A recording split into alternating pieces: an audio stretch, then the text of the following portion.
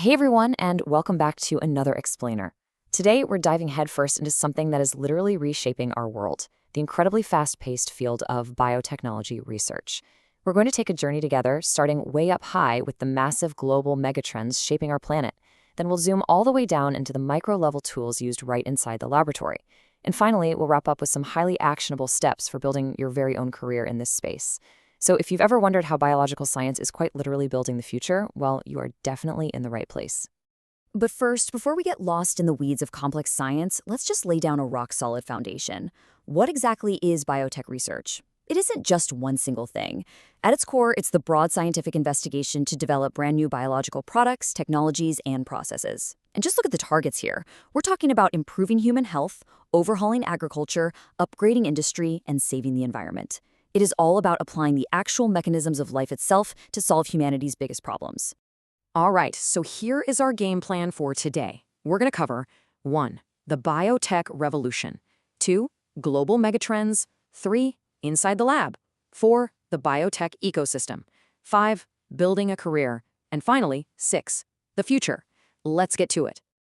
Part 1. The biotech revolution, mapping the science. When a lot of people hear biotech, they just picture scientists in white coats holding test tubes in a clinic.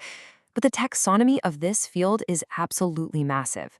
Just take a look at these distinct research areas. You've got agricultural biotechnology, which is hyper-focused on creating climate-resilient crops.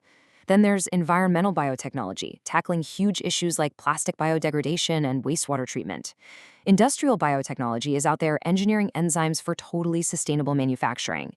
And whether we're talking about marine biotech conserving our oceans or synthetic biology engineering completely artificial biological systems from scratch, the reach of this science touches literally every physical aspect of our world. Moving right along to Part 2, Global Megatrends, Solving World Problems. So what's actually driving the big money in the research right now? Well, these are the macro priorities driving global funding today. And let me tell you, these aren't just flashy buzzwords. These are the core technologies that will dictate the future of our medicine and our food supply. AI-driven drug discovery is accelerating how fast we can actually find cures. mRNA therapeutics and CRISPR-based therapies, they are completely rewriting the rules of how we treat genetic diseases. Meanwhile, climate-resilient agriculture is basically a race against time to ensure we can still grow food in a rapidly changing global climate. Let's zoom in on how the whole medical paradigm is shifting because it is fascinating. We are rapidly moving away from that traditional one-size-fits-all approach to medicine. Give everyone the same pill and hope it works. Instead, we are entering the modern era of precision medicine and CRISPR gene editing. Rather than those broad-stroke therapies, medical biotechnology uses biomarker discovery and single-cell genomics to target diseases right down to a patient's unique genetic code. We are, and I mean this literally, editing out the errors in our DNA. How incredible is that? And hey, if you think editing human DNA is wild, consider this rapidly emerging field, cellular agriculture. This is the science of growing cultivated meat directly from cells. It's this mind-bending juxtaposition of nature and tech. The whole goal is to build a sustainable future by producing the animal protein we all rely on, but doing it in a high-tech bioreactor instead of on a massive resource-heavy farm. It's a real game changer. Which brings us to Part 3. Inside the lab, the tools of the trade. How does all this actually happen? Well, research today is totally a hybrid discipline. The core techniques essentially fall into 3 main buckets. First, you have the physical molecular work, things like PCR, DNA sequencing, and gel electrophoresis. Then you have cell biology, which is all about the delicate work of stem cell culture and flow cytometry. But crucially, and this is a big one, you also have bioinformatics. Today, physical wet lab work goes hand in hand with massive multi-omics data analysis. Researchers are out there using software tools like Python, R, and PyMol to run molecular dynamic simulations and align sequences. Basically, you can't just be a biologist anymore. You kind of have to be a data scientist too. All right, Part 4, the biotech ecosystem, where research happens. The professional landscape here is an incredibly diverse, highly collaborative ecosystem. Breakthrough discoveries absolutely do not happen in a vacuum. Research is being conducted at universities and government labs, usually driven by major agency grants, but it's also happening in massive pharmaceutical and dedicated biotech companies, in hospitals conducting clinical trials, and in contract research organizations. The funding and the sheer brainpower flow fluidly between all these different slices of the pie. It's like a giant puzzle where everyone is sharing the pieces. So, having seen the massive scale of the science and the vast ecosystem where it all takes place, the logical question is, how do you actually join this revolution? Let's get into that in part 5, Building a Biotech Career, Your Next Steps. Because this field is so incredibly broad, your career options are wide open. You could be a genomics scientist focusing heavily on single-cell data. You could be a bioprocess engineer scaling up the mass production of new vaccines. Maybe you want to be a synthetic biologist engineering microorganisms for sustainable biomanufacturing, or even an environmental biotechnologist working on marine conservation. The opportunities are endless.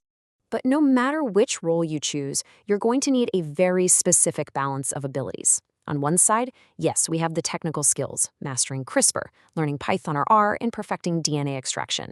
But balancing that out, your soft skills are equally vital. Being a successful bioinformatician or molecular biologist requires intense critical thinking, project management, and a whole lot of teamwork.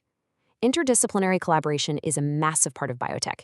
You have to be able to communicate complex, brain-melting findings to cross-functional teams clearly and simply. So here is a highly structured, concrete roadmap if you want to break into the field. Step 1. Build strong fundamental lab skills like PCR and molecular cloning. Step 2. Learn bioinformatics tools and programming. Honestly, Python or R are basically non-negotiable at this point. Step 3. Get hands-on experience through internships or research assistantships. Step 4. Constantly read scientific papers and practice presenting your work to others.